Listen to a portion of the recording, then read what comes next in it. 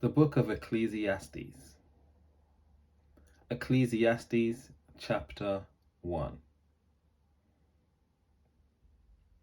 The words of the teacher, the son of David, king in Jerusalem.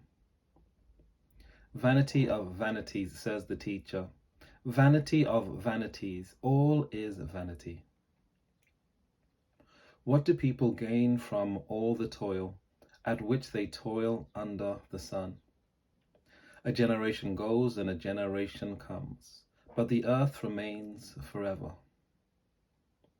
The sun rises and the sun goes down, and hurries to the place where it rises.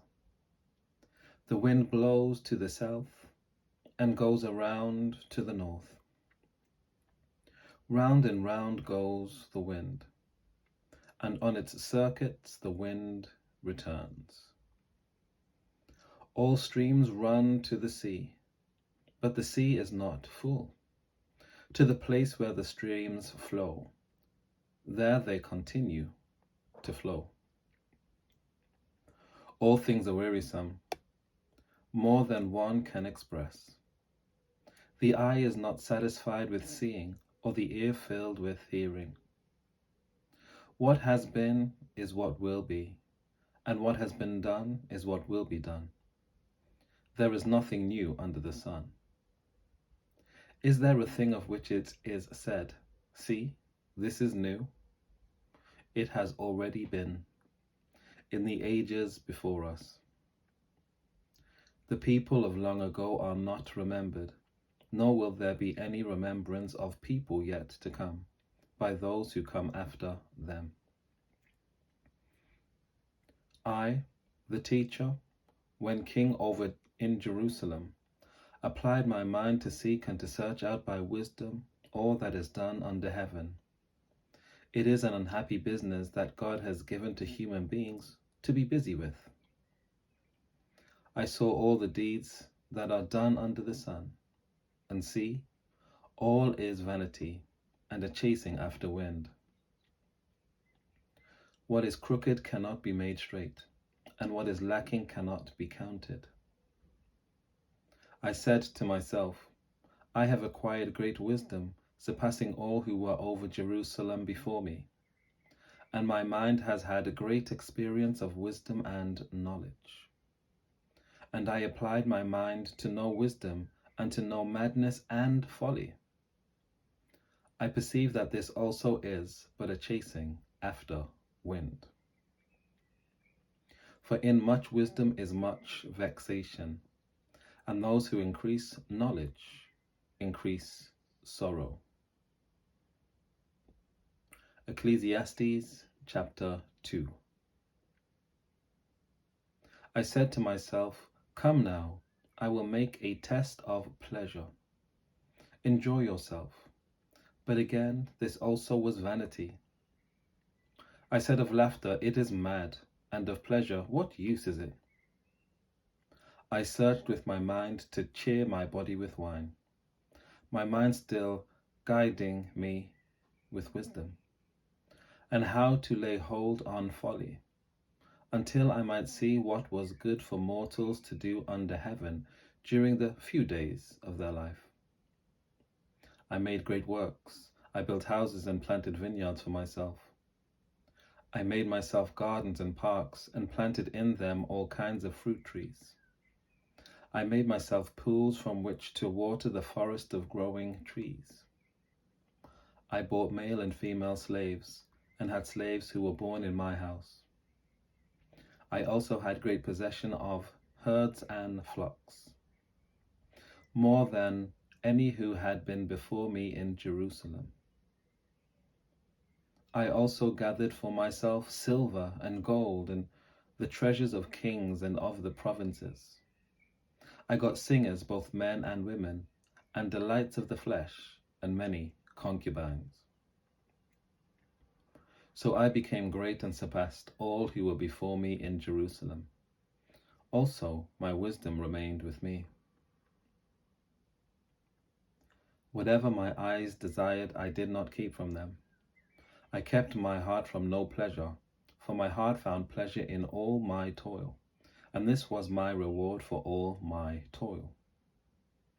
Then I considered all that my hands had done and the toil I had spent in doing it. And again, all was vanity and a chasing after wind, and there was nothing to be gained under the sun. So I turned to consider wisdom and madness and folly. For what can the one do who comes after the king? Only what has already been done. Then I saw that wisdom excels folly as light excels darkness. The wise have eyes in their head, but fools walk in darkness. Yet I perceive that the same fate befalls all of them. Then I said to myself, what happens to the fool will happen to me also. Why then have I been so very wise? And I said to myself that this also is vanity. For there is no enduring remembrance of the wise or of fools, seeing that in the days to come all will have been long forgotten. How can the wise die just like fools?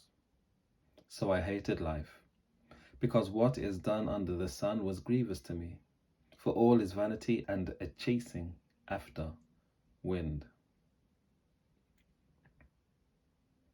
I hated all my toil in which I had toiled under the sun, seeing that I must leave it to those who come after me. And who knows whether they will be wise or foolish? Yet they will be master of all for which I toiled and used my wisdom under the sun. This also is vanity. So I turned and gave my heart up to despair concerning all the toil of my labors under the sun. Because sometimes one who has toiled with wisdom and knowledge and skill must leave all to be enjoyed by another who did not toil for it. This also is vanity and a great evil. What do mortals get from all the toil and strain with which they toil under the sun? For all their days are full of pain, and their work is a vexation. Even at night their minds do not rest. This also is vanity. There is nothing better for mortals than to eat and drink, and find enjoyment in their toil. This also I saw is from the hand of God. For apart from him, who can eat or who can have enjoyment? For to the one who pleases him, God gives wisdom and knowledge and joy. But to the sinner he gives the work of gathering and heaping, only to give to one who pleases God. This also is vanity and a chasing after wind. Ecclesiastes Chapter 3. For everything there is a season, and a time for every matter under heaven. A time to be born and a time to die. A time to plant and a time to pluck up what is planted. A time to kill and a time to heal. A time to break down and a time to build up. A time to weep and a time to laugh. A time to mourn and a time to dance. A time to throw away stones and a time to gather stones together. A time to embrace and a time to refrain from embracing. A time to seek and a time to lose. A time to keep and a time to throw away. A time to tear and a time to sow. A time to keep silence and a time to speak. A time to love and a time to hate. A time for war and a time for peace. What gain have the workers from their toil? I have seen the business that God has given to everybody to be busy with. He has made everything suitable for its time. Moreover, he has put a sense of past and future into their minds. Yet they cannot find out what God has done from the beginning to the end. I know that there is nothing better for them than to be happy and enjoy themselves as long as they live. Moreover, it is God's gift that all should eat and drink and take pleasure in all their toil. I know that whatever God does endures forever. Nothing can be added to it, nor anything taken from it. God has done this so that all should stand in awe before him. That which is already has been. That which is to be already is. And God seeks out what has gone by. Moreover, I saw under the sun that in the place of justice, wickedness was there, and in the place of righteousness, wickedness there as well. I said in my heart, God will judge the righteous and the wicked, for he has appointed a time for every matter and for every work.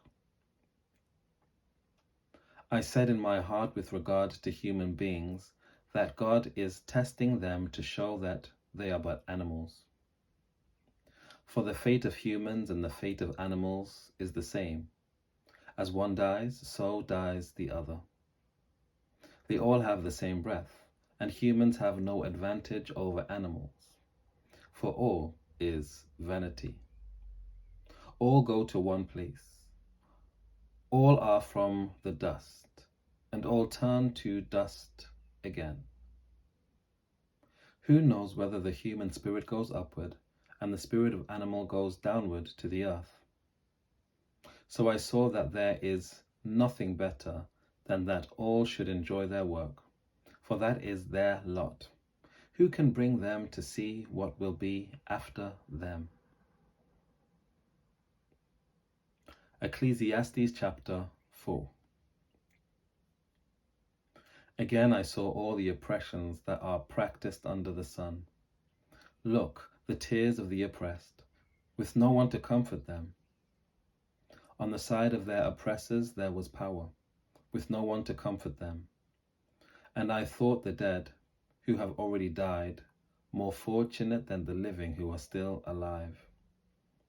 But better than both is the one who has not yet been, and has not yet seen the evil deeds that are done under the sun. Then I saw that all toil and all skill in work come from one person's envy of another. This also is vanity and a chasing after wind. Fools fold their hands and consume their own flesh. Better is a handful with quiet than 2 handfuls with toil and a chasing after wind. Again I saw vanity under the sun. The case of solitary individuals without sons or brothers, yet there is no end to all their toil, and their eyes are never satisfied with riches. For whom am I toiling, they ask, and depriving myself of pleasure? This also is vanity and an unhappy business. 2 are better than 1, because they have a good reward for their toil. For if they fall, one will lift up the other. But woe to one who is alone and falls and does not have another to help. Again, if 2 lie together, they keep warm. But how can one keep warm alone? And though one might prevail against another, 2 will withstand one. A 3-fold cord is not quickly broken. Better is a poor but wise youth than an old but foolish king, who will no longer take advice. One can indeed come out of prison to reign, even though born poor in the kingdom. I saw all the living who, moving about under the sun, follow that youth who replaced the king. There was no end to all those people whom he led. Yet those who come later will not rejoice in him. Surely this also is vanity and chasing after wind. Take care. God bless. I'll see you next time.